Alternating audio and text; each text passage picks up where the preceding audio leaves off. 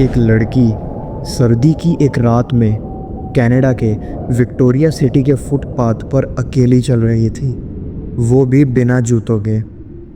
उसकी आंखों में डर था, कन्फ्यूजन थी और दिल में कुछ कहने की कोशिश, लेकिन किसी ने नहीं सुना।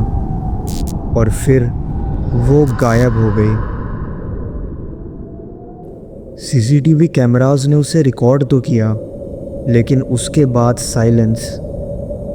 12 साल हो गए, लेकिन एमा फिलिपोव का राज आज भी सुलझा नहीं। ये सिर्फ एक मिसिंग पर्सन केस नहीं है, ये एक साइकोलॉजिकल मिस्ट्री है जो हर नए क्लू के साथ और ज़्यादा गहरा होता गया। Hey guys, welcome to. और आज मैं आपको एक ऐसे केस के बारे में बताने वाला हूँ जो सिर्फ एक मिसिंग पर्सन फाइल नहीं है, ये एक हॉन्टिंग कहानी है।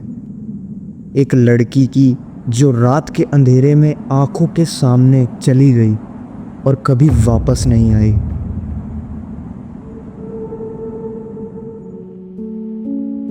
एमा फिलिपोव 26 साल की एक कनाडियन लड़की, आर्टिस्टिक थी, सेंसिटिव थी और काफ़ी ज़्यादा इंट्रोस्पेक्टिव भी। उसे फ़ोटोग्राफी करना बहुत पसंद था, पोएम्स भी लिखती थी और अपने ख्यालों की दुनिया में ही खोई रहती थी। लेकिन अंदर ही अंदर वो काफ़ी कुछ झेल रही थी।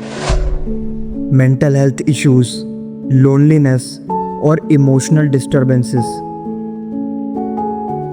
2011 के एंड में एमा ने विक्टोरिया, ब्रिटिश कोलंबिया मूव किया, नए शहर में नए सपने लेकर। लेकिन थोड़े ही दिनों में उसने एक जगह पर रहना छोड़ दिया। कभी फ्रेंड्स के घर, कभी वुमेन्स शेल्टर, कभी अपनी वैन में। वो हर बार जगह बदलती थी, जैसे किसी चीज़ से भाग रही हो। 20 नवंबर 2012, वो दिन जिसमें एमा की ज़िंदगी की आखिरी तस्वीर हमें मिलती है। सुबह से ही एमा डिसोरिएंटेड थी। वो 7-Eleven गई, प्रीपेड फ़ोन कार्ड लिया, लेकिन उसकी बॉडी लैंग्वेज डर और कन्फ्यूजन दिखा रही थी। उसके बाद YMCA के अंदर बाहर बार करना। स्टाफ ने नोटिस किया वो काफ़ी एंशियस थी। रात के 7:15 एम्प्रेस होटल के बाहर बिना जूतों के एक स्ट्रेंजर ने उसे देखा और 911 पर कॉल किया। पुलिस आई, एमा से 45 मिनट बात की। वो कॉन्फिडेंट थी पर पैरानॉइड भी।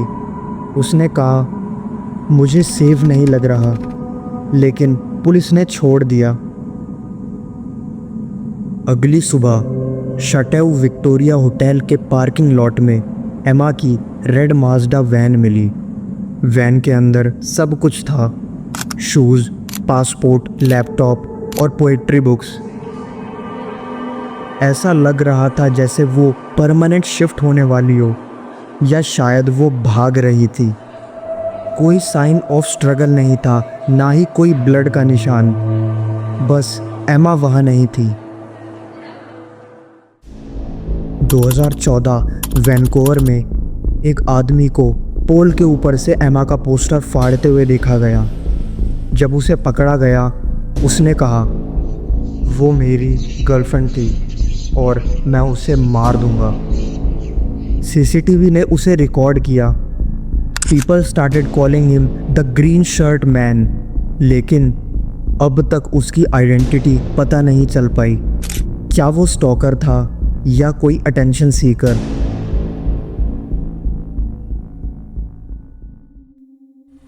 2018 में विलियम नाम के एक आदमी ने क्लेम किया उसने एमा को सुबह 5:15 पर राइड दी थी। क्रैगफ्लावर से एडमिरल्स रोड तक उसने एमा को उतारा। कैडेवर डॉग्स भी उस जगह पर ले जाए गए, लेकिन कुछ नहीं मिला। Was he telling the truth? क्या एमा अब भी जिंदा थी उस टाइम तक? पता है, सच में ये केस मुझे डिस्टर्ब करता है। एक टैलेंटेड और क्रिएटिव लड़की जो सिर्फ मदद मांग रही थी, पर सबने उसे इग्नोर किया। मेंटल हेल्थ को हम इतना इग्नोर करते हैं जब तक वो एक कोल्ड केस ना बन जाए। एमा ने क्लूज छोड़े थे, पर सब कुछ एक साइलेंट स्क्रीम बन गया, और अब वो स्क्रीम्स हवा में ही खो गई हैं। एमा फिलिपोव का केस आज भी ओपन है। अगर आप कनाडा में हो और उस जैसी लड़की को देखा हो तो प्लीज़ विक्टोरिया पुलिस या क्राइम स्टॉपर से कांटेक्ट करें। हो सकता है आपका एक क्लू इस केस का जवाब हो।